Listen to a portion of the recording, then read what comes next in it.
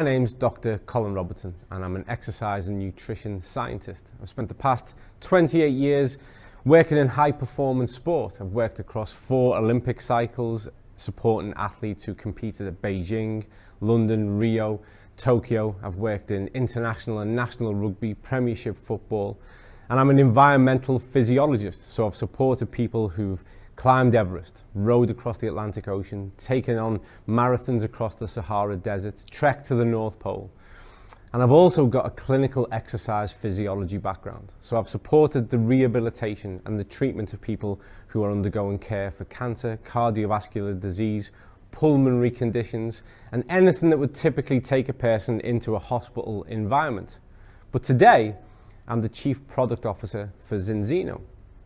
And that's a journey that really started about 2 years ago, April 2020, when at that time I was working as a researcher as a part of a health strategy, a national health strategy, which actually informed the city's change in diabetes global health strategy also.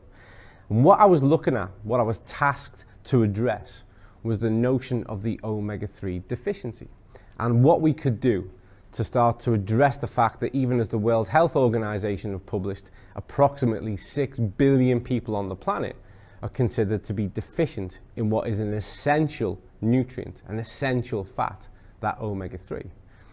And I'd diligently gone through the research and looked at what could be the solution to this problem.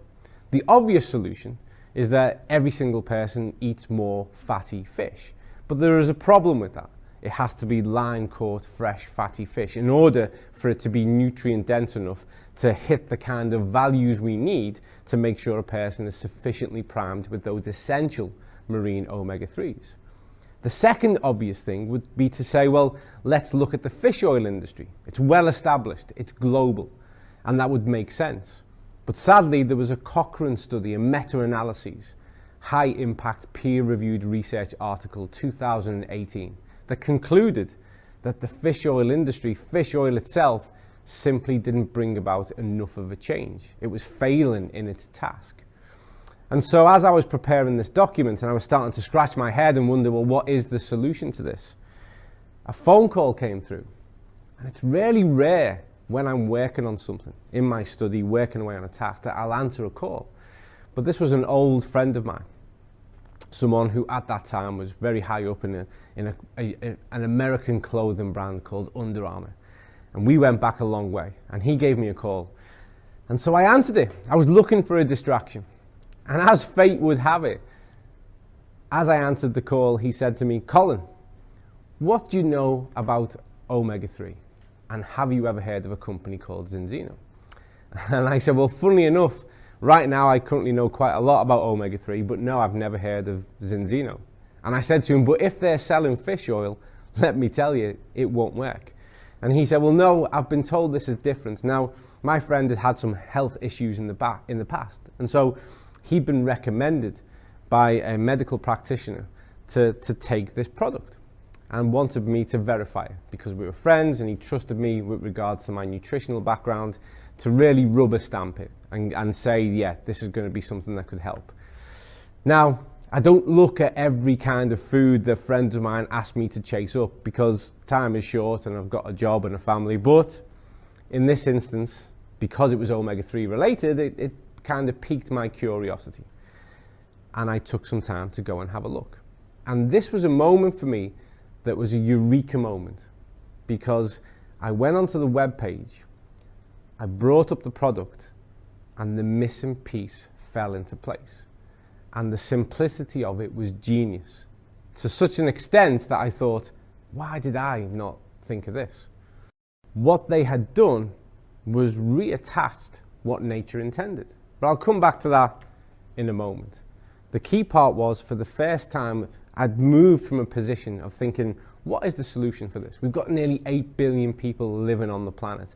We know we can't provide this through simple food choices. One, there's a task in getting people to change behaviors. Secondly, there is a whole ecological and ethical issue around that notion of pulling that amount of fish out the sea. And to do that where everyone is single fresh and it's wild and line caught, not going to happen. And we knew that there was an industry that just didn't hit the mark.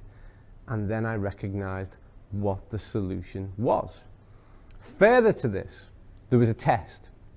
And this actually really made me quite cynical, and I started to be quite skeptical, because it's the oldest trick in the book, is that, it's the snake oil industry. What happens is I measure you, you're obviously wrong, something's not working. I give you a solution, and then I measure again and everything's great. And so I was quite concerned that there was this notion of a test. But then I looked at who actually delivered the test. And for someone like me who works in the research arena, global research arena, and at this time I was a lab director myself of laboratories in Greater Manchester, I know the network. And when I saw the name was Vitas of Norway, who are arguably one of the most esteemed, recognized independent labs in the world, who are partnered with the University of Oxford, Cambridge, Stanford, Harvard, who've worked with the NHS in the UK, I thought, this is interesting, because that's a big claim to make. And so in my capacity as someone who is a lab director, I gave them a call. And I said, I've just happened upon a website of a company called Zinzino, who claim that you independently analyze and report on their dry blood spot samples with regards to the fatty acid profile. To which they said, yes, they're one of our best customers.